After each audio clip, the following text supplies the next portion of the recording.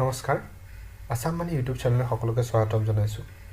আজি আমি কথা পাতিম মিউচুৱেল ফাণ্ডৰ প্ৰকাৰৰ বিষয়ে বজাৰত কি ধৰণৰ মিউচুৱেল উপলব্ধ হয় আৰু তাক কি ধৰণে ভগোৱা হয় আৰু কি ফেক্টৰৰ ওপৰত ডিপেণ্ড কৰি মিউচুৱেল ফাণ্ডসমূহ ডিভাইড কৰা হয় সেই বিষয়ে আমি কথা পাতিম মিউচুৱেল ফাণ্ড মূলতঃ ডিভাইড কৰা হয় সেই ফাণ্ডসমূহে ক'ত টকাটো ইনভেষ্ট কৰিছে তাৰ ওপৰত ডিপেণ্ড কৰি অৰ্থাৎ আপুনি যেতিয়া এটা মিউচুৱেল ফাণ্ডত টকা ইনভেষ্ট কৰে সেই মিউচুৱেল ফাণ্ডতে এটা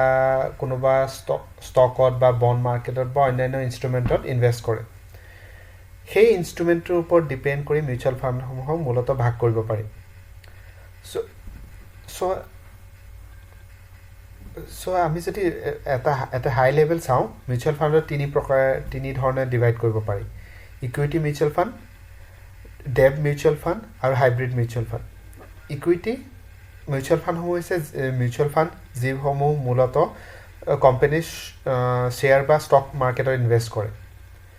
অৰ্থাৎ এইসমূহ মিউচুৱেল ফাণ্ড হৈছে যিবিলাকে ধৰি লওক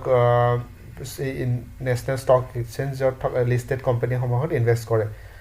ধৰি লওক SBI Reliance capital Reliance industries অন্যান্য ধৰণৰ ষ্টক দ্বিতীয়টো হৈছে ডেব মিউচুৱেল ফাণ্ড এইসমূহ মিউচুৱেল ফাণ্ড হৈছে যিবিলাকে ফিক্সড ইনকাম ছিকিউৰিটিজ বা অন্যান্য বণ্ডসমূহত ইনভেষ্ট কৰে বণ্ড বুলি ক'লে আমি গভৰ্ণমেণ্ট বণ্ড অথবা কৰ্পৰেট বণ্ড কোম্পানীসমূহৰ বণ্ড আৰু মানি মাৰ্কেট অন্যান্য সঁজুলি আছে যিবিলাকৰ ফিক্সড ইনকাম থাকে ফিক্সড ইনকাম মানে হৈছে এই ইনষ্ট্ৰুমেণ্টসমূহ যিসমূহে আপোনাক এটা ফিক্স গেৰেণ্টিড ইনকাম দিয়ে আপুনি 100 টকা যদি কয় এইসমূহে গেৰেণ্টি থাকে যে আপুনি 100 টকা ইনভেষ্ট কৰিলে আপুনি 110 টকা এটা ঘূৰাই পাব হয়তো ডেব মাৰ্কেট বুলি কোৱা হয় কিন্তু শ্বেয়াৰ মাৰ্কেট বা ইকুইটি মাৰ্কেট সেইটো নহয় শ্বেয়াৰ মাৰ্কেট বা ইকুইটি মাৰ্কেটৰ ক্ষেত্ৰত আপোনাৰ যোনটো ইনভেষ্ট কৰে হয়তো কোনো গেৰেণ্টি নাথাকে কিন্তু ডেব মাৰ্কেটত হয়তো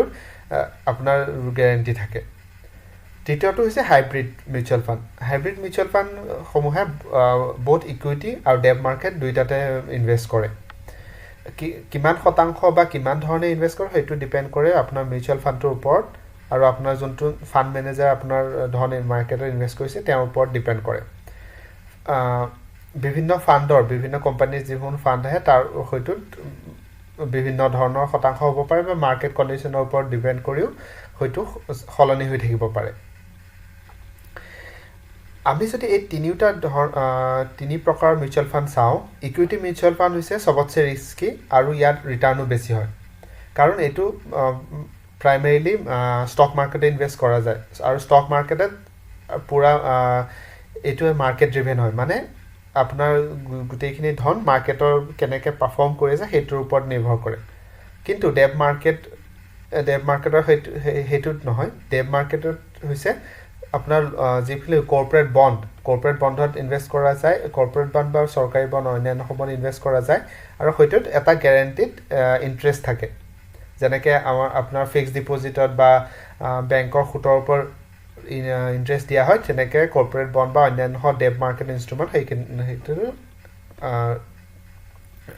এটা গেৰেণ্টিড ইণ্টাৰেষ্ট থাকে যিহেতু ইকুইটি মাৰ্কেটত ৰিস্ক বেছি সেইকাৰণে তাত ৰিটাৰ্ণটো আপুনি বেছি পাব পাৰে কিন্তু ডেব মাৰ্কেটৰ ক্ষেত্ৰত সেইটো নহয়গৈ চ' এতিয়া আহোঁ আমি ইকুইটি মিউচুৱেল ফাণ্ডসমূহৰ প্ৰকাৰসমূহলৈ ইকুইটি মিউচুৱেল ফাণ্ডসমূহকো বিভিন্ন ধৰণৰ ভগাব পাৰি ডিপেণ্ড কৰি কেনেকুৱা ষ্টকৰ ওপৰত সেই মিউচুৱেল ফাণ্ডটোৱে আপোনাৰ টকাটো ইনভেষ্ট কৰিছে ইকুইটি মিউচুৱেল ফাণ্ডৰ প্ৰথমটো প্ৰকাৰ হৈছে লাৰ্জ কেপ মিউচুৱেল ফাণ্ডসমূহ হৈছে মিউচুৱেল ফাণ্ড যিসমূহে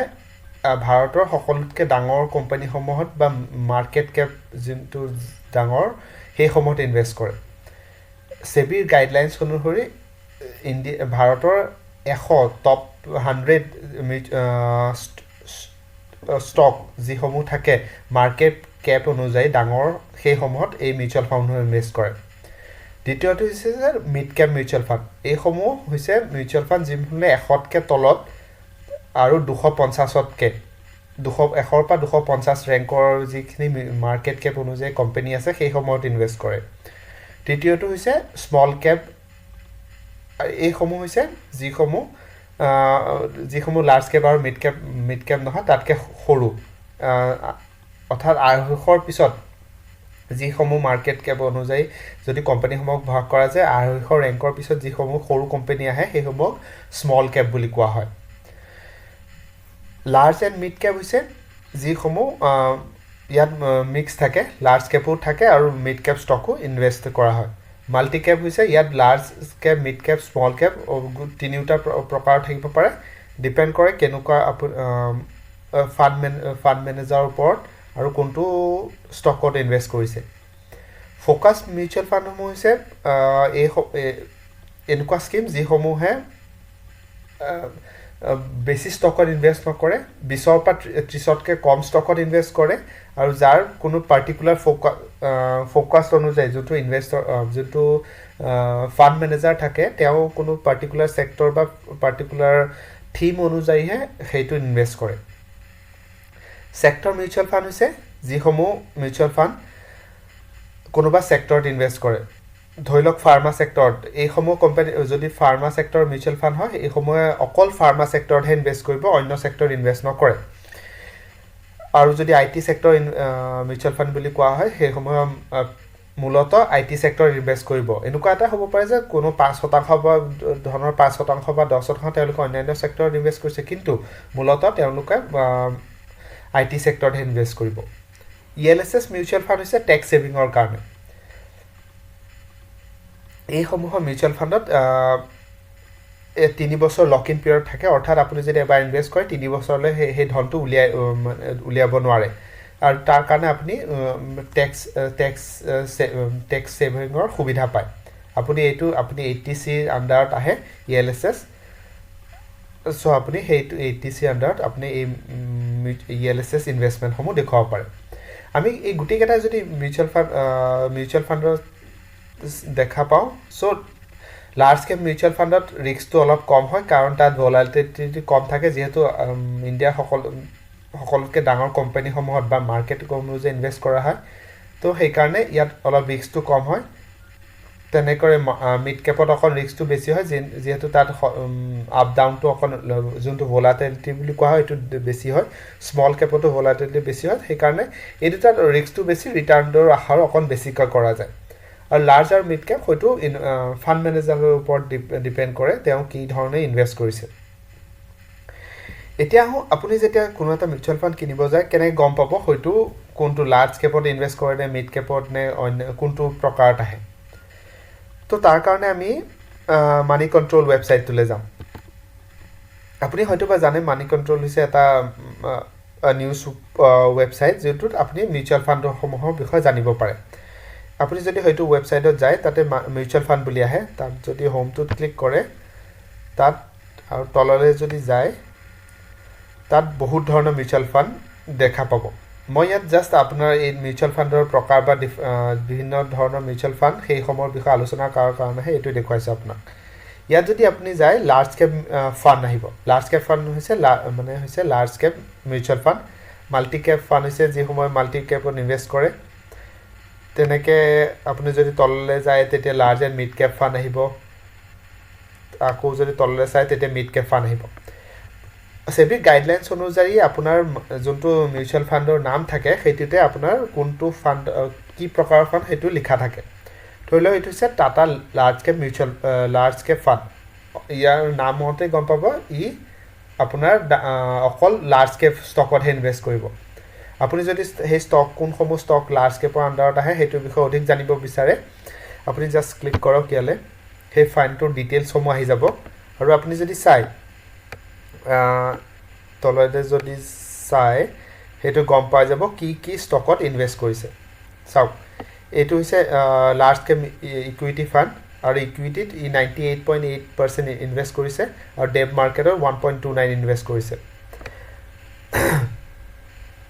আৰু যদি চাই ইয়াৰ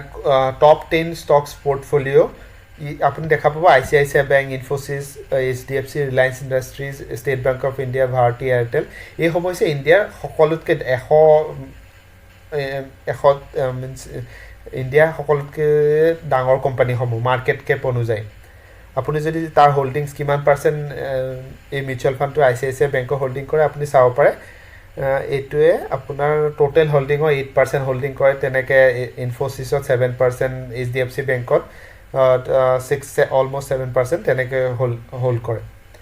অৰ্থাৎ আপুনি যদি 100 টকাই এই মিউচুৱেল ফাণ্ডটো টাটা মিউচুৱেল ফাণ্ডটোত লগায় টাটা লাৰ্জ কেপ ফাণ্ডটোত লগায় আপোনাৰ 100 টকাৰ তেওঁলোকে HDFC ICICI বেংকত লগাব 9 টকা ইনফোচিছত লগাব 7 টকা HDFC বেংকত 7 টকা মিলি এনেকৈ ভগাই দি পেলাই 100 টকা কৰিব আৰু এই সমূহত যদি চাই আপুনি গোটেই ইনভেষ্টমেণ্টটো টোটেল হৈছে 100 টকা ইনভেষ্ট কৰিব আৰু এই গোটেই সমূহত আপুনি যদি ইয়াত চাই ইয়াত নাম্বাৰ অফ ষ্টকছ ইনভেষ্টেড তেওঁলোকে 47টা ষ্টকত ইনভেষ্ট কৰিছে আৰু তেওঁলোকে লাৰ্জ কেপত 77% ইনভেষ্ট কৰিছে সেবি গাইডলাইনছ অনুযায়ী যেহেতু এইটো লাৰ্জ কেপ ফাণ্ড হয় তেওঁলোকে প্ৰাইমাৰীলি লাৰ্জ কেপ ফাণ্ডত ইনভেষ্ট কৰিব লাগে সেইকাৰণে তেওঁলোকে 77% লাৰ্জ কেপত ষ্টকত ইনভেষ্ট কৰিছে